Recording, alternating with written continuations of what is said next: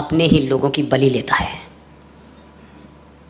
नेहरू जी प्रधानमंत्री बने, इस देश के एक बहादुर आदमी जिसने दुनिया में जाकर के चैलेंज किया, आपके नॉर्थ ईस्ट के इलाके को कब्जा लिया, 40,000 लोगों की फौज बनाई और 26,000 लोग उस फौज के मारे गए। और यहां गाना लता मंगेशकर गा रही हैं कि बिना खड़क बिना ताल दे दी हमें आजादी बिना ढाल के।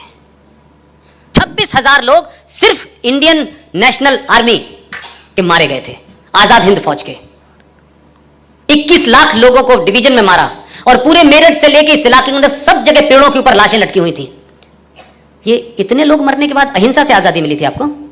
ये नैरेटिव क्रिएट किया क्योंकि उनको मालूम था कि अगर दूसरा इतिहास पढ़ाएंगे तो ये बौने लोग जो है सत्ता से बाहर आ जाएंगे, जिन्होंने अंदर सांठगांठ कर रखी थी। मेरा गांधी जी से सिर्फ इतना ही कहना है, गांधी जी आपको सत्ता नहीं चाहिए थी, आपको प्रधानमंत्री नहीं बनना था, आपने देश में एक मुकाम प्राप्त कर लिया था, लोग आपकी बात पे यकीन कर रहे थे। आपने देश को एक वादा किया कि मेरी लाश पे पाकिस्तान बनेगा, लेकिन गांधी जी आप हमें कहीं लड़ते हुए तो नजर आते, कहीं धरना प्रदर्शन करते तो नजर आते कि आपने देश के बंटने के खिलाफ कोई धरना दिया, प्रदर्शन किया, आपने जिद अटली, आपने नेहरू जी को भी साइडलाइन कर दिया होता तो हम मानते कि आपने कुछ ईमानदारी से काम किया। लेकिन आप किस किस बात पे अड़ गए कि 14 में से 1 वोट नहीं मिला, कहा कि नेहरू की हार तो मेरी हार है। आपने उस जमाने के हाई मॉरल ग्राउंड लोगों के उस इमोशन को एक्सप्लॉइट किया, उन्होंने छोड़ दिया। पूछिए एटली साहब जब हिंदुस्तान आए थे, क्योंकि भारत को जब तथाकथित आजादी के दस्तावेजों पे साइन हो रहे थे तो सीआर एटली यहां आए थे आजादी के बाद में बंगाल में, और बंगाल में जो गवर्नर थे उस गुफ्तगू का पूरा जिक्र है, वो बातचीत जो उनके बीच में हुई है इट्स अवेलेबल। उन्होंने पूछा गवर्नर साहब ने कि ऐसी क्या वजह थी, सब चीजें तो फिजिल आउट हो चुकी थी, कोई रेजिस्टेंस नहीं था, आप भारत से क्यों गए?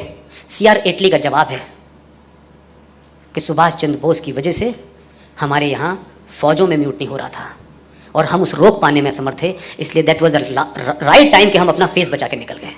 लेकिन आपके मुल्क में जो इतिहास लिखा गया उसमें सुभाष चंद्र बोस एक वॉर क्रिमिनल है, उसमें भगत सिंह एक आतंकवादी है, यह आपके डॉक्यूमेंट में लिखा हुआ है।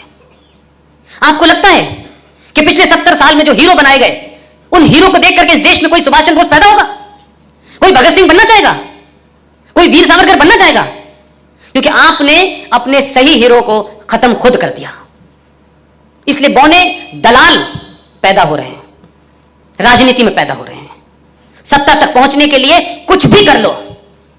इसलिए भारत का प्रधानमंत्री नेशनल डेवलपमेंट काउंसिल की मीटिंग के अंदर, जहां 28 मुख्यमंत्री बैठे हुए थे, उसने कहा यह बात कि भारत के प्राकृतिक संसाधनों पे पहला हक मुसलमानों का है। ये ऑन रिकॉर्ड है, ये कल की बात है, कोई बहुत 5000 साल पुरानी नहीं है।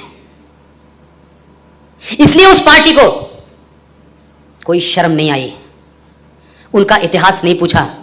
ये कौन लोग हैं जिन्होंने इस लार्जर कम्युनिटी को बचाने के लिए अपने 4-4, 5-5 साल के बच्चों को चिनवा दिया?